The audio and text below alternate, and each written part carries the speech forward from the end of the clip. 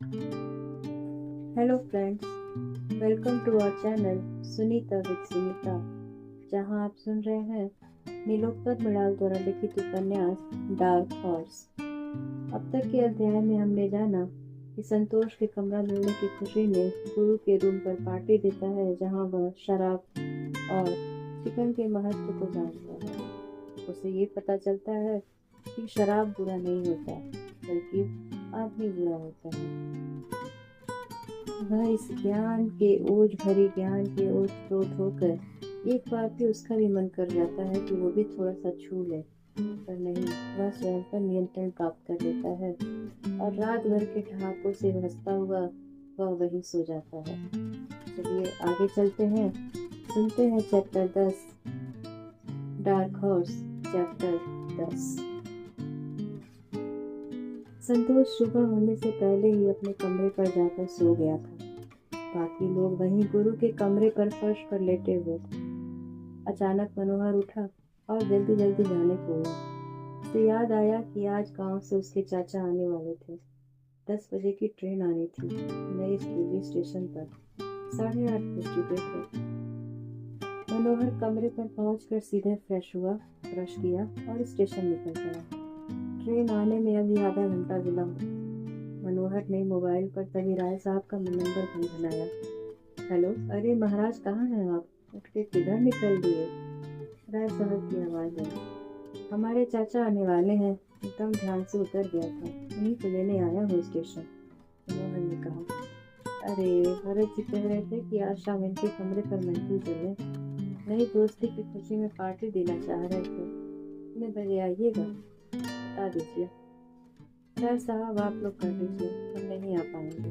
चाचा आए हैं, रात भर बाहर रहें या पी पा के आए तो सब गड़बड़ा जाएगा। बाबूजी को खबर जाती भीड़ न लगेगी। बात करिए आज, मनोहर ने कसक के साथ कहा और फोन काटा। मनोहर मन ही मन चाचा के आने के बाद की प्लानिंग सोच रहा था। उसके मन पर जोर देकर सोचा तो तुरंत याद आ गई। उसने तत्काल अपने फ्लैट में रहने वाले लड़के को फोन मिलाया और कहा, यार आज जरा एक हिंदू खरीद कर मेरे दरवाजे के नीचे डाल देना, अभी के अभी प्लीज। उसे फोन करने के बाद तुरंत मनोहर ने अखबार वालों को फोन लगाया और कहा, हाँ सेवक राम जी, कल से 3 दिन दैनिक भास्कर की जगह द हिंदू डाल देना मेरे यहाँ। जी ठीक है, कोई आया है का घर से? अखबार वाले सेवक राम ने उधर से कहा, हाँ वही समझो, मनोहर ने निर्लज्जता से कहा और फोन काट दिया। असल में अखबार वाले भी इस बात को जानते थे कि कई ऐसे लड़के हैं जो किसी मेहमान के कमरे पर आने पर ही अंग्रेजी अखबार मंगवाते थे। इतने में ट्रेन आकर प्लेटफॉर्म पर रुकी। कोच नंबर S5 से उतरते हुए 2 बड़े बैग लिए और बाह में झोला लटकाए चाचा जी दूर से ही मनोहर को दिख गए। जी चाचा जी, चरण स्पर्श, मनोहर ने पहुंचते ही पांव छूकर कहा। खुश रहो खुश रहो, लो पहले ये झुलवा पकड़ो जरा और बैगवा धरो, हम जरा पेशाब करके आते हैं।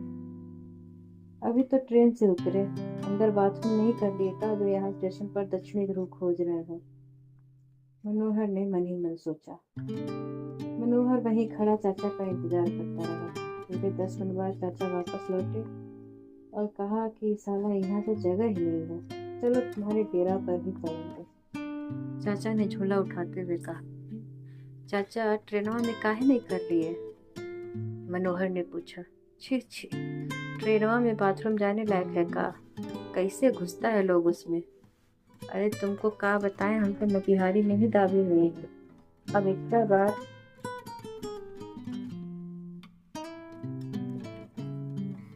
दिल्ली में करेंगे, चाचा ने हल्की चाल में चलते हुए कहा।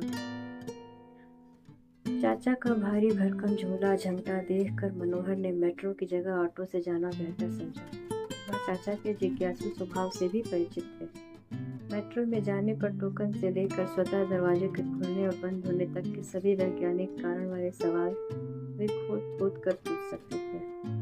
मनोहर के चाचा किडनी के मरीज थे। गांव में सबने समझाया, दिल्ली जाकर एम्स में दिखा लीजिए। जब वहां मनोहर का डेरा ही है तो रहने खाने की कोई दिक्कत होगी ही नहीं। दिल्ली में रहने वाले छात्रों के साथ यह एक सामान्य समस्या थी कि साल भर कोई न कोई परिचित इलाज कराने दिल्ली आता रहता था। इसका मूल कारण अच्छे चिकित्सक से दिखवाने से ज़्यादा इस बात की निश्चिंतता होती थी कि हमारा पहचान वाला एक लड़का दिल्ली रहता है और रहने खाने की चिंता नहीं। एक बात और थी, इलाज कराने व्यक्ति को फोकट में एक स्मार्ट पढ़ा लिखा गाइड और हेल्पर मिल जाता था जो आईएएस की तैयारी करता है। मनोहर भी चाचा के आने का प्रयोजन जान ही रहा था। सोच रहा था कि सुबह तड़के उठकर एम्स निकलना होगा, लाइन में भी हम ही को लगना होगा। चचवा को खाली किडनी दिखवाने पहुंचा दिए हैं, बाकी तो सारा समस्या हमरे ही कपार है। तब कैसा चल रहा है तुम्हारा तैयारी मनोहर? चाचा ने ऑटो चलते ही पूछा। ठीक है चाचा, बस देखिए इस बार हो जाना चाहिए, मनोहर ने कहा। रास्ते में कोई भी इमारत देखते ही चाचा उसकी स्थापना का दिवस पूछते। कोई चौराहा मिलते ही सड़क दिखाकर पूछते कि ये सड़क किधर जाएगा। मुखर्जी नगर पहुंचते पहुंचते लगभग 150 प्रश्न पूछ लिए थे चाचा ने। मनोहर ऑटो से उतरा तो ऐसा लगा जैसे परीक्षा हॉल से पीटी का प्रश्न पीटी देकर निकला। कमरे पर पहुंचते ही ऑटो वाले को चाचा ने पैसे दिए। तब तक मनोहर बैग और झोला लिए ऊपर की सड़क चढ़ने लगा। पीछे पीछे उसके चाचा भी। कितने का डेरा है ये? कमरे में घुसते ही पहला सवाल दादा चाचा ने। जी 4,500 5,500 का, बिजली पानी प्लस है, मनोहर ने बैग रखते हुए कहा। बाप रे, इतना जी? साला सोना के भाव में डेरा मिलता है यहाँ, चाचा ने लगभग चीखते जैसे कहा। और नहीं तो का, इतना संघर्ष कर रहे हैं हम यहाँ इन महंगाई में, तो हम नहीं जानते हैं चाचा। सबको लगता है कि दिल्ली में फुटानी कर रहा है बाप के पैसा पर, मनोहर ने अपने बल स्पर्शी धारावाहिक का पहला एपिसोड सुनाते हुए कहा। अरे बाथरूम क्लीन है तुम्हारा, चाचा को अपना दवा दर्द याद आया। यही तो है, इधर कर लीजिए बाहर निकल कर, मनोहर ने रूम के बाहर गली में इशारा करते हुए दिखाया। चाचा बाथरूम होकर आया। आते ही उनके मुंह से निकला, यही ठो बाथरूम था का, तो इसी में रोज जाते हो? ट्रेनों से तो थोड़े ही ठीक था, इतना आदमी जाता है इसमें भी। गाँव देहात के खुले वातावरण से आए आदमी के लिए यह समझना बिल्कुल मुश्किल नहीं था कि मनोहर का बाथरूम भी सार्वजनिक शौचालय था, जिसे उसके अलावा फ्लैट के और साफ लड़के उपयोग में लाते। चाचा शेयरिंग है फ्लैट के लड़कों से, अपना सेपरेट बाथरूम वाला रूम लेंगे तो 8,000 में मिलेगा, मनोहर ने दर्जे बाथरूम बयां करते हुए कहा। और ये खाना वाना कहाँ बनाते हो? चूल्हा सिलेंडर कुछ है कि नहीं? चाचा ने एक और सवाल पूछा। हाँ सब है, चूल्हा सिलेंडर सब खटिया के नीचे है, खाना टिफिन में आता है, चाय चुक्कड़ बनाना हुआ तो अपना चूल्हा जलाकर बनाते हैं। रुकिए आपको चाय पिलाते हैं, कहते हुए मनोहर ने अपने बेड के नीचे से छोटा सिलेंडर और सिंगल चूल्हा खींचा। एक सिविल अभ्यर्थी का यह संघर्ष देख चाचा का दिल पसीज गया। उन्होंने तुरंत चूल्हा बेड के अंदर ढकेला और कहा, नहीं नहीं, चलो चाय बाहर में पी लेंगे, कुछ खाने का भी मन होगा तो लेते आएंगे। मनोहर ने चैन की सांस ली, क्योंकि न दूध था, न चाय पत्ती, न चीनी और न सिलेंडर में गैस। असल में पेय के तौर पर कभी भी मनोहर ने चाय लेना उचित ही नहीं समझा। उसकी जगह पर वह हमेशा रेडीमेड ठंडी बोतल प्रेफर करता था। चाचा जी ने बैग खोलकर अपना ब्रश, तौलिया, जांघिया, गंजी निकालने लगे। ट्रेन से उतरे थे, सो नहाना चाहते थे। अभी अपना साजो सामान लेकर मुड़े ही थे कि उनकी नजर दीवार पर सटे बड़े बड़े पोस्टरों पर पड़ी। एक तरफ की दीवार पर लेडी गागा, शकीरा और ब्रिटनी स्पीयर्स के पोस्टर से कवर थी, वहीं दूसरी तरफ स्वामी विवेकानंद और एपीजे अब्दुल कलाम की तस्वीरें चिपकी हुई। ये सब का साटे हो भतीजा? इसकी फोटो है, चाचा ने हल्की मुस्कान के साथ पूछा। ये लोग खाली अंग्रेजी में गाती हैं, ये सब हॉलीवुड की गायिका है, दुनिया में बड़ा नाम है इन लोगों का। आपके अनुराधा पौडवाल और साधना सरगम से तो 1 करोड़ गुना नाम है। वो तो यहाँ तैयारी करने आए थे ना, तो इन लोगों के बारे में पता चला। नहीं तो मामूली गांव देहात में तो इन लोग का नाम ही नहीं सुने होंगे। आर्ट और कल्चर में भी इनसे प्रश्न पूछ देता है कभी कभी, ऐसे थोड़े न लगाए हैं। मनोहर ने झेपते हुए सही पर इन देवियों के महत्व को समझाते हुए अपनी बात रखी। अच्छा अच्छा, ये लोग ये माइक को इस तरह टेढ़ा करके छत से काहे लगाए हैं? गजब गजब लीला है भाई, चाचा ने जल्दबाजी वाले अंदाज में। चाचा सिंगिंग फौज है, ये मुखिया जी का भाषण थोड़े है 15 अगस्त वाला जो माइक सीधा करके खड़ा सावधान पुलिस में बोलेंगे। इसमें आपको गाना के अनुसार अपना माइक भी नचाना होता है। भारत में एक ऐसा एक तो बस हनी सिंह ही करता है और कोई माइक अलाउ नहीं हुआ अभी जो इस तरह का आर्ट जानता है। चाचा ये सब के आगे बहुत इम्पोर्टेंट होने वाला है, देखिएगा, मनोहर ने समझाते हुए कहा। ठीक है, लेकिन एक दूठो देवी देवता की भी फोटो लगा लो, नुकसान नहीं हो जाएगा, कहकर चाचा बाथरूम की तरफ बढ़े। बाथरूम अंदर से बंद था और एक लड़का बाल्टी तौलिया लेकर बाहर भी खड़ा था। चाचा समझ गए कि उनका नंबर अभी लेट है, सो अपनी बाल्टी वहीं रखकर नंबर लगाकर अंदर कमरे में आ गए। वहां पर तत्काल के टिकट जैसन लाइन लागल है। कहकर चाचा बेड पर आकर बैठ गए और टंगी शर्ट की जेब से खैनी निकालकर लगाने लगे। अच्छा, 10 मिनट में हो जाएगा चाचा, तब तक पेपर पढ़ लीजिए। आज गलती से हिंदी वाला अखबार भी दे दिया है, बढ़िया रहा, मनोहर ने पेपर पढ़ाते हुए कहा। चाचा को पेपर दे खुद द हिंदू लेकर कुर्सी पर बैठे। मोबाइल में हल्की आवाज में अंग्रेजी गाना लगा दिया। मनोहर ने एक कलम उठा पेपर को अंडरलाइन करना शुरू किया। चाचा अपना अखबार रखकर एक तरफ मनोहर को अंग्रेजी अखबार में डूबकर पढ़ता देख रहे। 4-5 साल मुखर्जी नगर में तैयारी करने के बाद हिंदी माध्यम के विद्यार्थी को अंग्रेजी अखबार देखने का लहजा तो आ ही जाता है।